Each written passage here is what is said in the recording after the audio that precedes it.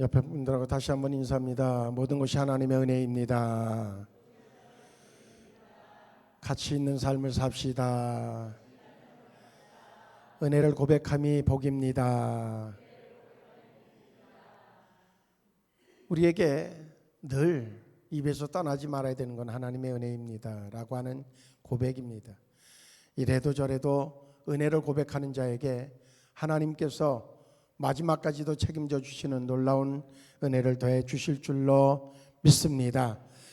근데 그렇게 고백하는 것에 근본적 이유가 있습니다. 그건 뭐냐면 하나님께서는 우리의 삶의 모든 설계자가 그분이고, 그리고 그것을 이제 지어가시는 데에 모든 감독관이 그분이시기 때문에 우리로 하여금 때로 잘못되어졌으면 고쳐주시기도 하고, 또 과하면은 이제 좀 잘라내 주시기도 하고, 그러면서 하나님의 설계도대로 맞추어 가기를 원하신다 하는 겁니다.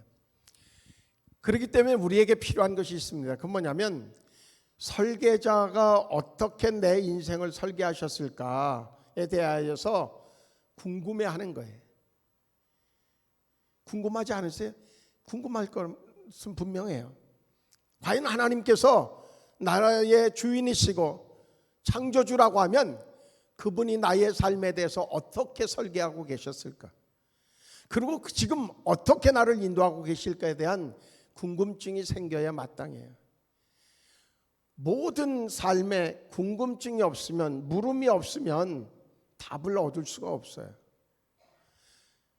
물음이 없다는 얘기는 그냥 주어지는 대로 되는 대로 산다고 하는 얘기와 동일하지거든요. 그렇기 때문에 물음이 있어야 되는데 누구에게 물어야 되느냐? 그저 같은 피조물끼리 물어봐야 답이 없어요. 우리를 지으신 그분이, 우리를 또한 이 땅에 보내셨을 때에는 목적이 있어서 보내셨는데 그분의 계획을 물을 때에 틀림없이 그분은 우리에게 답변해 주실 줄로 믿습니다. 그래서 건물 하나 지어도 설계도를 보고 설계도를 그린 사람의 의도를 아는 건축자는 아주 완벽할 수는 없어도 아주 거기에 합당하게, 그래서 건축 준공 검사가 나올 수 있도록 그렇게 건축할 거예요. 그런데 설계도도 안 보고 또 설계한 사람의 어떤 그 생각도 역시 외면하고 자기 멋대로 짓는다. 그러면 결과적으로는 어떻게 돼요? 준공 검사가 안 나는 거예요. 준공 검사가 안 나면 거기서 살 수가 없어요. 살면 불법이에요. 그럼 벌금까지도 물어요. 얼마나 억울한 일이. 그 짓이라고 얼마나 고생했는데, 그리고 얼마나 많은 비용이 들었는데 살지도 못하고 거기에다가 벌금까지 물는다. 그러면 그거야말로 참 안타까운 실패한 삶이 바로 그런 삶일 거예요. 우리도 역시 마찬가지예요. 세상 사람 잘 나가는 것 같지만 자기 멋대로 짓는 거예요. 나중에 준공검사가 안 날 것이고 벌금으로 맞춰지는데 그 벌금의 결과는 하나님하고는 전혀 같이 있을 수 없는, 이 세상에서 경험하지 못했던, 그리고 그것도 끝나지 않는 고통 속에 하나님은 그를 던져버리실 거라고 하는 겁니다. 우리는 그래서 늘 물어야 되죠. 그런데 그 하나님은 우리에게 무엇을 보시는가 하면 네가 얼마나 많은 것들을 아름답게 꾸몄느냐를 보시는 것이 아니라 내 마음의 생각은 뭐냐라고 하는 걸 물어요. 그렇기 때문에 우리는 거기에 맞추는 삶이 되어져야 합당한 삶을 살아가고 있다라고 이야기할 수 있다는 겁니다. 글 하나를 제가 보면서 그리고 동의한 글이 하나 있어요. 그 글 제목은 뭔가 하면 돌담이 바람에 무너지지 않는 까닭은이라고 하는 그런 제목의 글이에요. 거기 보면 이렇게 되어져 있어요. 그 이유는 틈 때문이다. 돌과 돌 사이에 드문드문 나 있는 틈이 바람의 길이 되어주기 때문이다.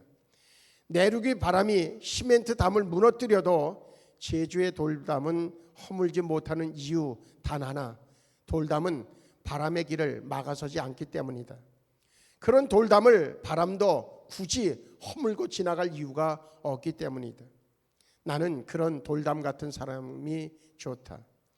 담장처럼 반듯하고 격이 있어 보여도 군데군데 빈틈이 있어서 그 사이로 사람 냄새가 새어나오는 그런 사람이 좋다. 꼭 완벽할 필요는 없다. 사실 완벽한 사람도 없다.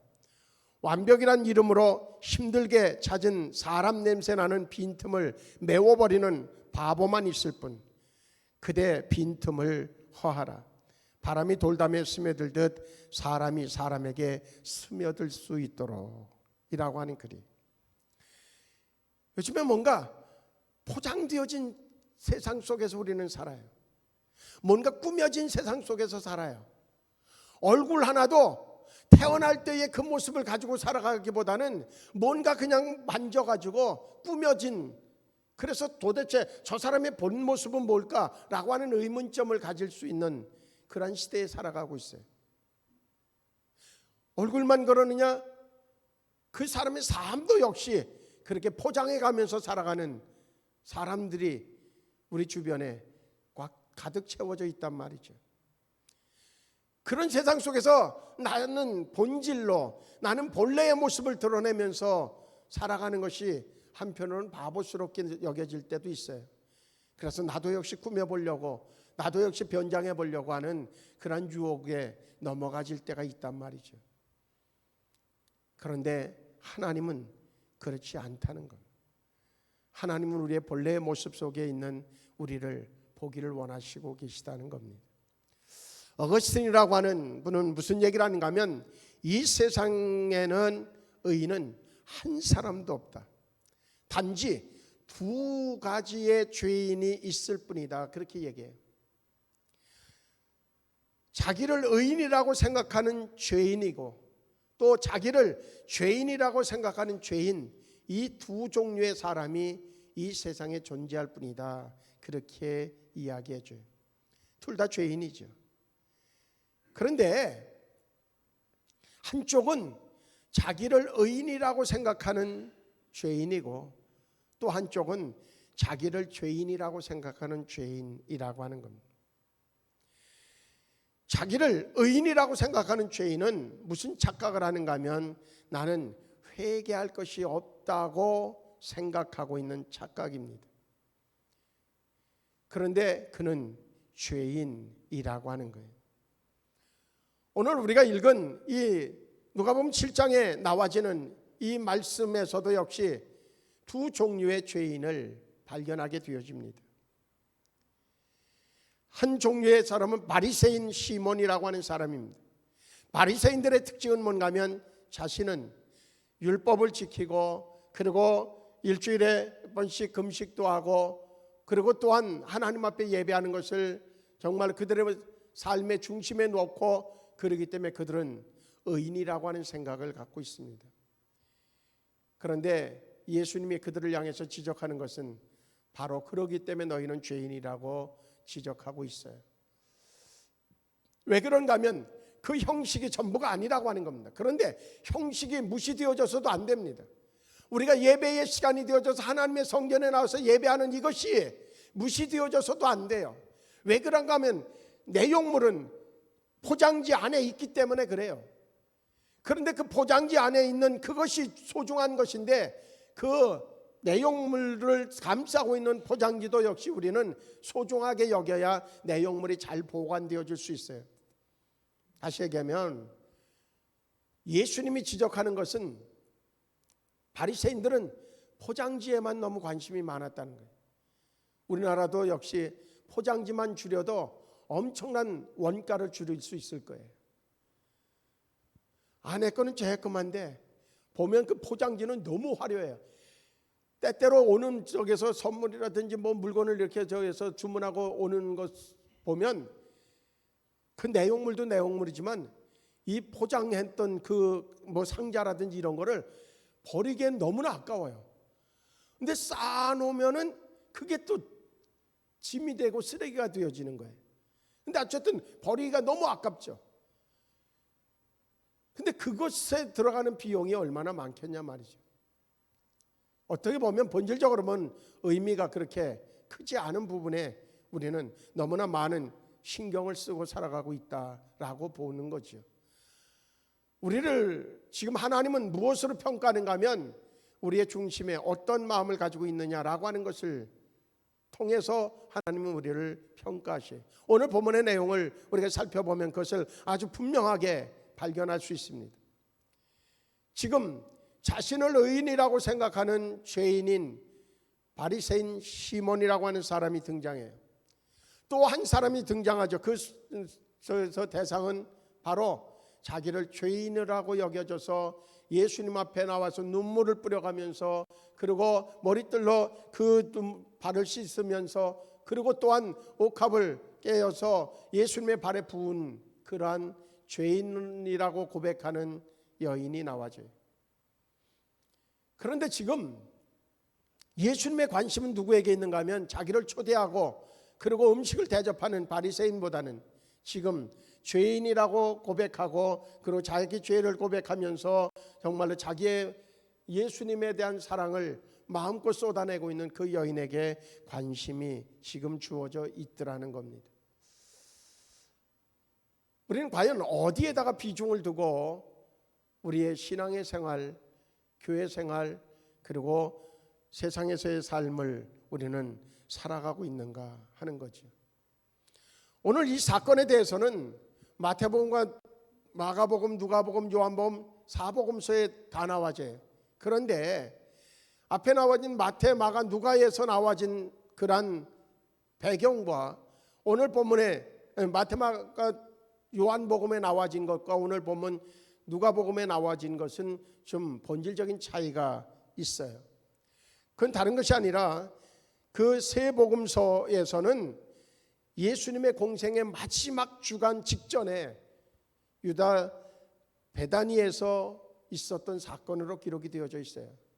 그런가 하면 오늘 본문은 훨씬 전인 갈릴리에서 일어난 사건으로 기록되어져 있어요.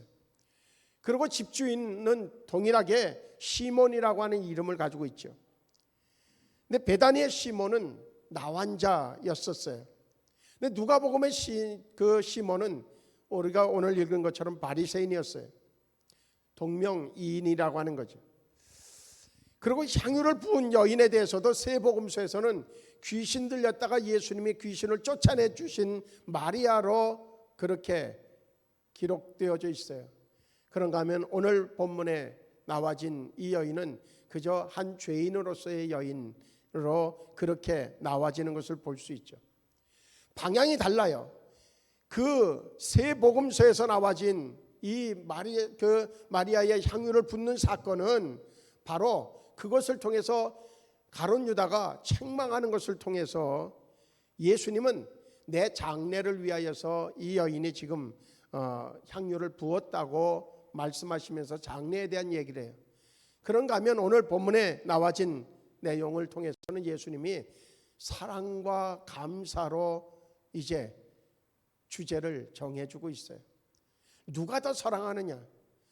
그래서 누가 더 많은 감사를 가지고 있느냐라고 하는 것으로 이제 본문을 해석해 주고 있다고 하는 겁니다. 우리는 이 부분에서 이런 생각을 갖게 되어져요. 나는 어느 쪽인가 하는 거죠. 의인인 죄인인가? 죄인인 죄인인가? 우리는 어느 쪽에 서 있느냐에 따라서 우리의 삶은 분명히 다를 것이고 상대방과의 관계도 역시 우리는 분명히 다른 모습을 지니고 살아갈 수 있다고 하는 겁니다. 우리는 하나님을 전적으로 의지하고 믿는 자들입니다.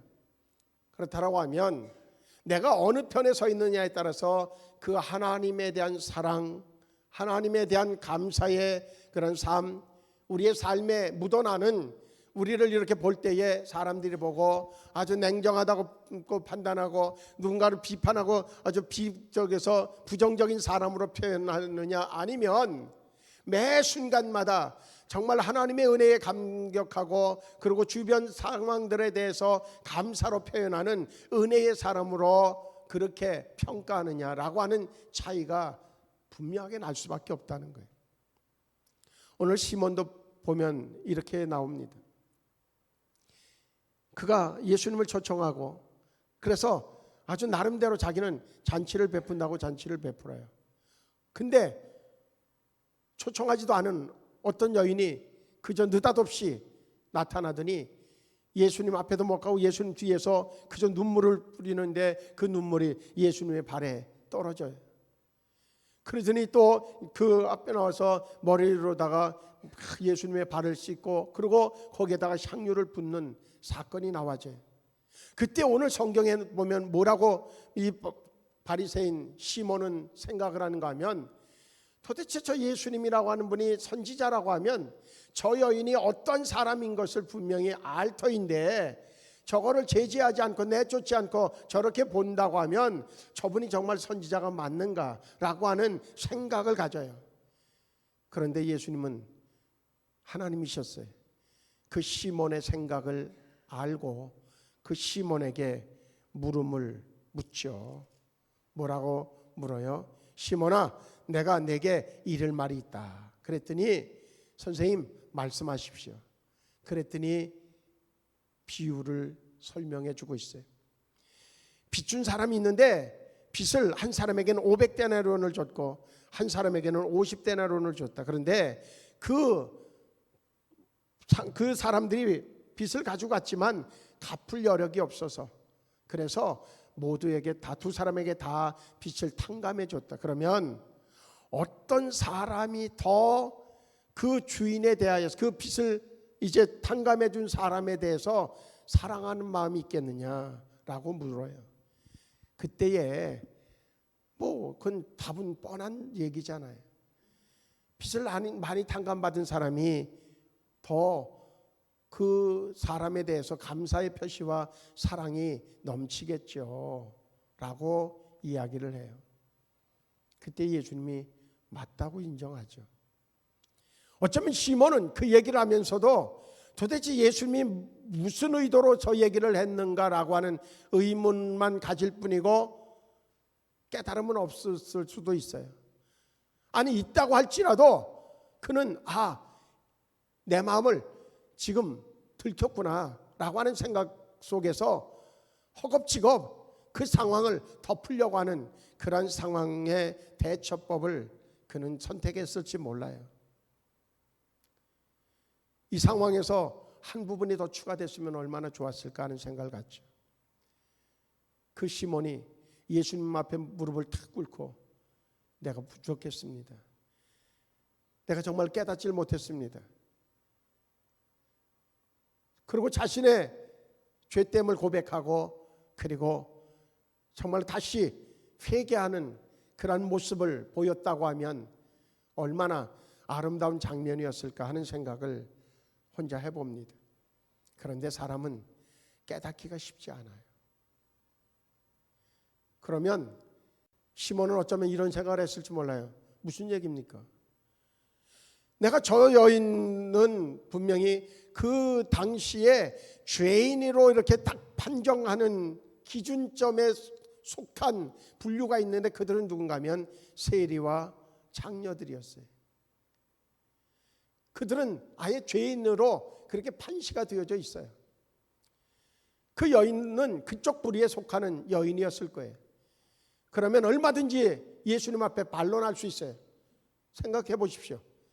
저 여인과 나하고 비교하신다고 하면 선생님은 뭔가 실수하시는 것입니다.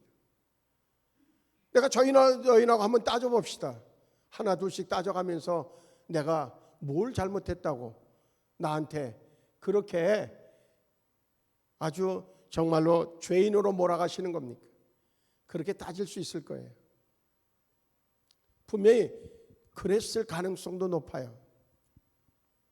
그런데 예수님은 그에 대하여서 한 가지 지적하는 것이 있습니다.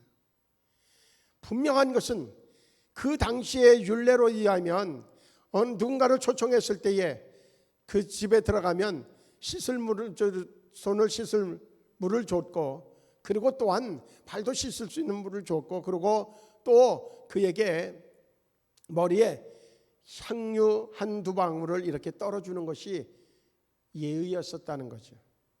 그런데 이 바리새인 시몬은 그런 행위를 전혀 하지 않은 거예요.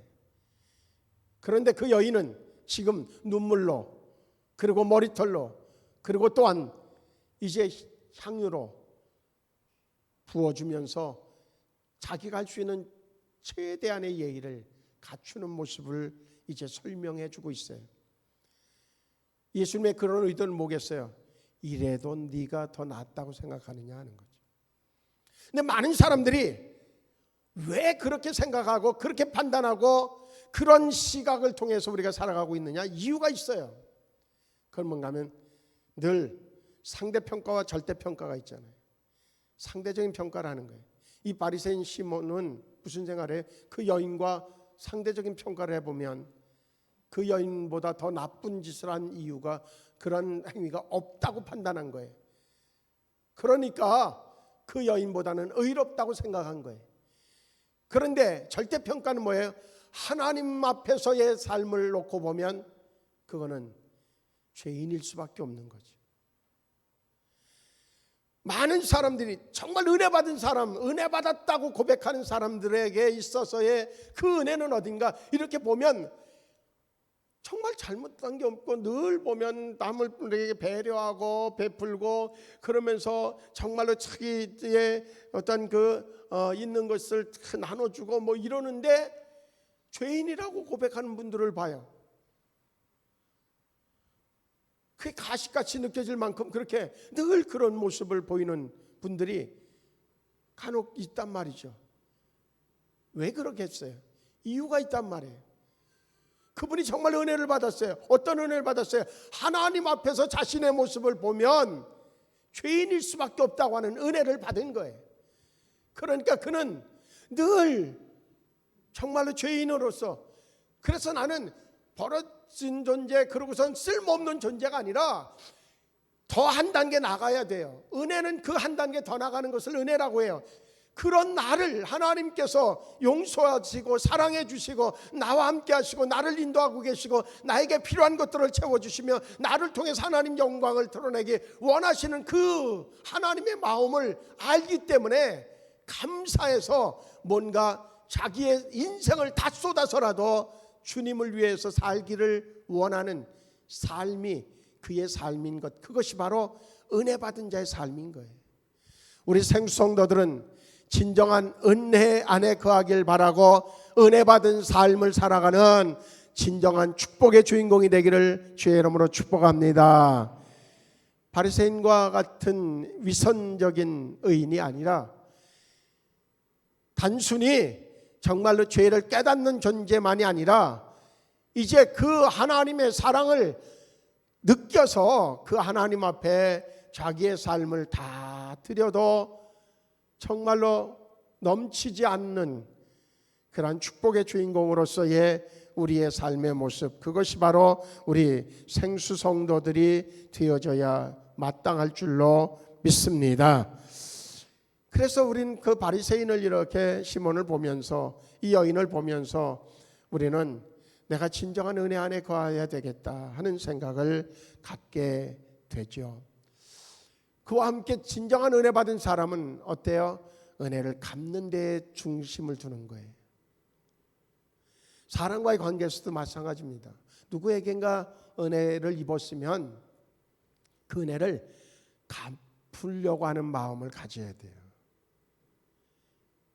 이것이 어찌 보면 상식이에요. 그런데 이 상식이 지켜지지 않는 사회가 요즘 사회인 거죠. 그래서 요즘에는 은혜를 갚는 것보다는 배신이라고 하는 단어가 더 많이 횡행하게 사용되어지는 시대를 우리는 살아가고 있어요. 우리 모두의 관심이 은혜를 입을 수 있죠. 은혜를 입지 않으면 우리는 살아갈 수 없는 존재들이에요. 왜 그런가 하면 완벽한 존재는 없기 때문에 그래요. 그렇다고 하면 우리는 누군가에게 은혜를 입었기 때문에 우리는 오늘도 존재하고 있을 겁니다.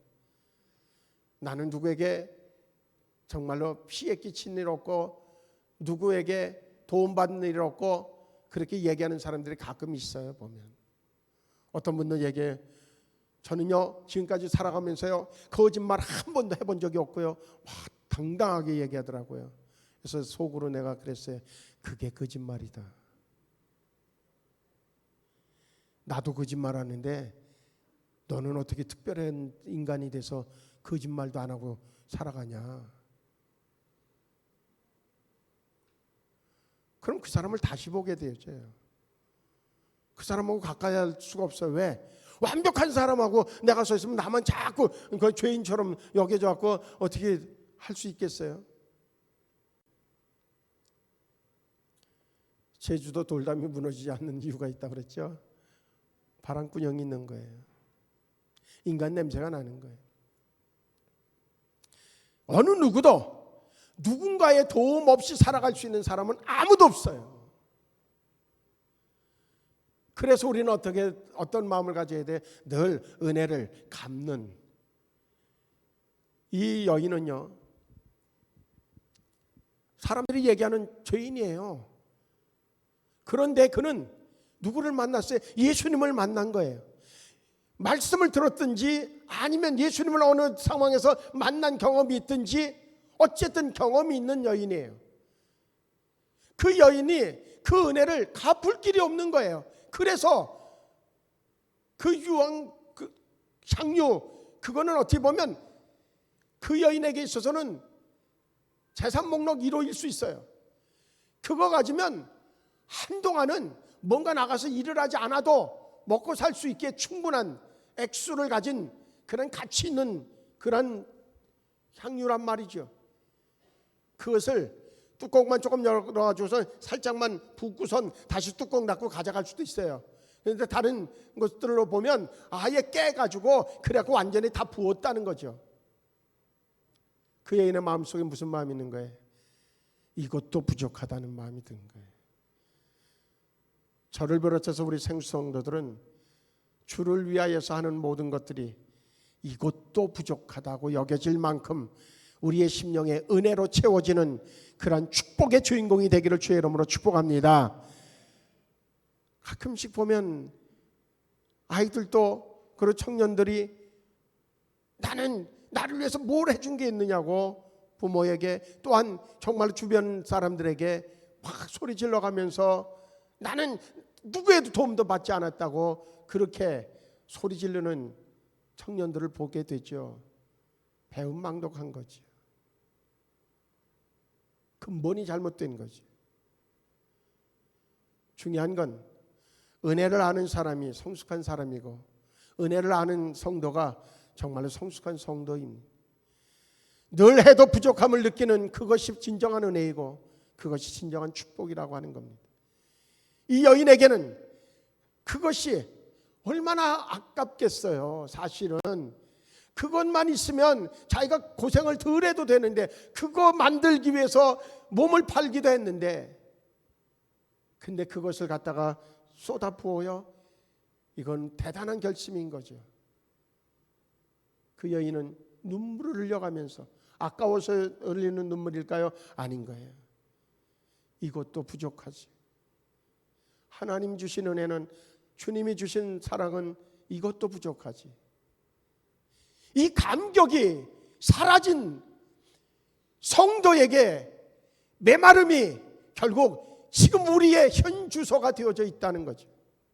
저를 비롯해서 우리 모두에게 정말로 주님 앞에 주님이 주신 은혜와 사랑이 감격으로 남아서 더 부족함을 느끼고 그래서 눈물이 난다고 하면 우리는 우리의 삶이 달라질 수밖에 없을 거예요. 오늘 본문에서 예수님은 그 여인을 향해서 이렇게 얘기합니다. 내 죄 사함을 받았느니라. 그리고 또 뭐라고 해요? 내 믿음이 너를 구원하였으니 평안히 가라. 그렇게 말씀해요. 우린 여기서 중요한 것을 깨닫습니다. 죄 사함을 받은 이유는 그 여인의 믿음 때문입니다. 그 여인의 믿음 때문에 분명히 죄 사함을 받았고 그 죄 사함을 받은 그것에 그 여인에게 감동이 되어져서 예수님 앞에 그렇게 행동을 한 것이죠. 그것을 했기 때문에 그 여인이 죄 사함을 받은 게 아닙니다. 믿음으로 죄 사함을 받은 거예요. 이 순서는 이 원리는 분명하게 우리는 잊으면 안 됩니다. 이것이 뒤바뀌면 우리는 신앙이 거꾸로 갈 수 있습니다. 오늘 본문에서 한 가지 더 중요한 것이 있습니다. 이제 그렇게 너무너무나 고맙고 감사하니까 예수님이 그럴 수도 있잖아요.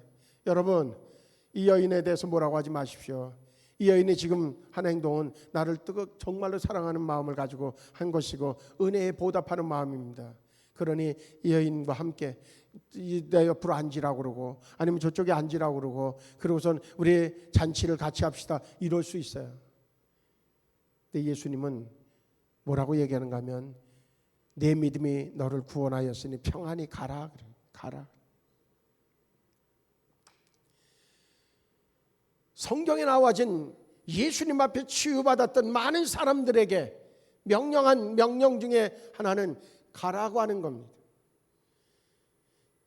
은혜 받은 사람은 은혜의 현장에서 그 자리에 머무는 것이 아니라 은혜 받았으니 가서 자기의 삶의 현장에서 은혜 받은 것을 증언하는 삶이 되어야 마땅하다고 하는 우리를 향한 사인입니다.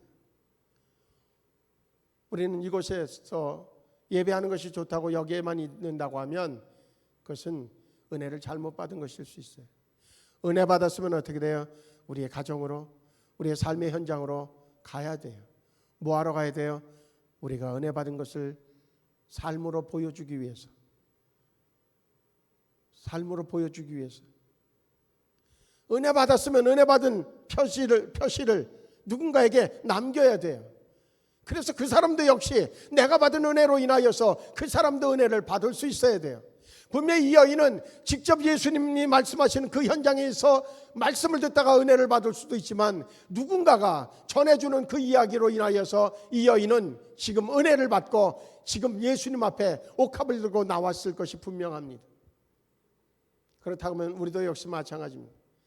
이 예배를 통하여서 주님 주신 은혜를 입고 그리고 우리는 가야 될 것이 뭐하러? 은혜 받은 것을 표현하기 위해서, 예수님을 전하기 위해서, 누군가 또 은혜 받고 예수님 앞에 달려오도록 하기 위해서 우리는 우리의 삶의 현장으로 가야 된다고 하는 겁니다. 그러면서 우리는 외형적인 흉내를 내는 자가 아니라 이 여인처럼 중심으로 하나님 앞에 사랑의 마음을 드러낼 수 있는 그러한 은혜로운 성도의 모습이 우리 모두에게 있어져서 이번 한 주간을 살아가면서 우리가 거하는 그곳에서 진정으로 예수 향기를 드러내고 그 향기를 통하여서 많은 사람들이 예수님 앞으로 하나님의 성전으로 나오는 놀라운 은혜의 열매들이 맺혀지기를 주의 이름으로 축복합니다. 할렐루야. 우리 옆에 분들하고 인사합니다. 은혜 받았습니다. 그리고 또 이렇게 인사합니다. 은혜 받은 값을 합시다. 이번 한 주간 은혜 받은 값을 통하여서 많은 영혼들이 우리를 통해 주님 앞에 나오는 놀라운 역사가 있기를 주의 이름으로 축복합니다. 할렐루야. 기도하시겠습니다. 좋으신 하나님.